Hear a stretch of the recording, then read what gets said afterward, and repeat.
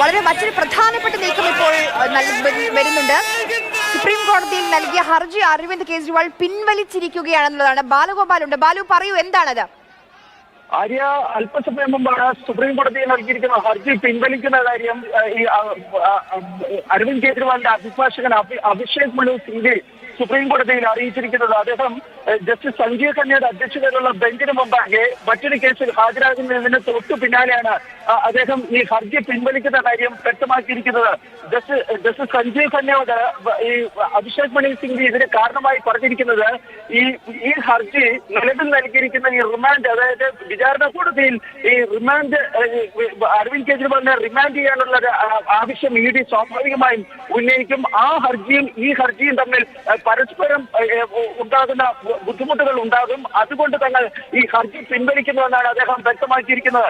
ഇതുമായി ബന്ധപ്പെട്ട ഒരു ഔദ്യോഗികമായ കത്ത്, അതായത് ഹർജി പിൻവലിച്ചുകൊണ്ടുള്ള ഔദ്യോഗികമായ കത്ത് രജിസ്ട്രിക്ക് ഉടൻ തന്നെ കൈമാറുമെന്നും സിംഗ്വി കോടതിയിൽ വ്യക്തമാക്കിയോ, അതായത് ജസ്റ്റിസ് സഞ്ജീവ് ഖന്നെ അറിയിക്കുകയും ചെയ്തു. ഇതിനു പുറമെ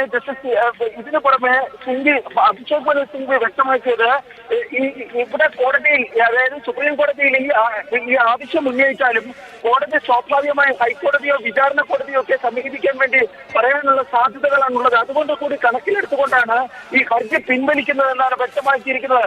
തുടർന്ന് ജസ്റ്റിസ് സഞ്ജീവ് ഖന്ന ഈ ഹർജി പിൻവലിക്കുന്നതിനുള്ള അനുമതി നൽകുകയും ഈ ജാമ്യത്തിനായി മറ്റ് മാർഗങ്ങൾ, അതായത് വിചാരണ കോടതിയോ ഹൈക്കോടതിയോ ഒക്കെ സമീപിക്കുന്ന കാര്യം പരിഗണിക്കാൻ വേണ്ടി നിർദ്ദേശിക്കുകയും ചെയ്യുകയും ചെയ്തു.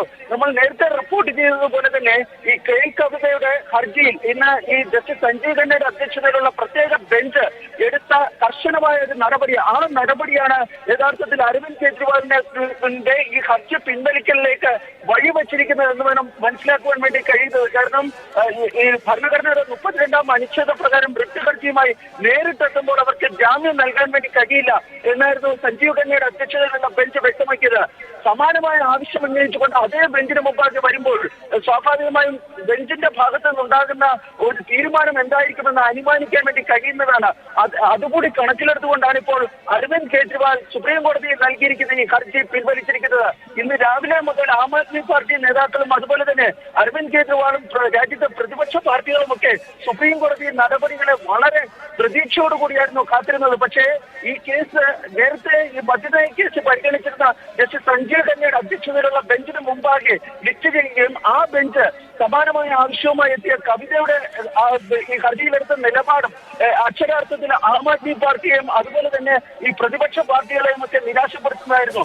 അതിന് തൊട്ടു പിന്നാലെയാണ് ഇപ്പോൾ അഭിഷേക് മനു സിംഗ്വി അതിനിർണായകമായ ഈ തീരുമാനം ഇപ്പോൾ സുപ്രീം കോടതിയെ അറിയിച്ചിരിക്കുന്നത്. ശരി.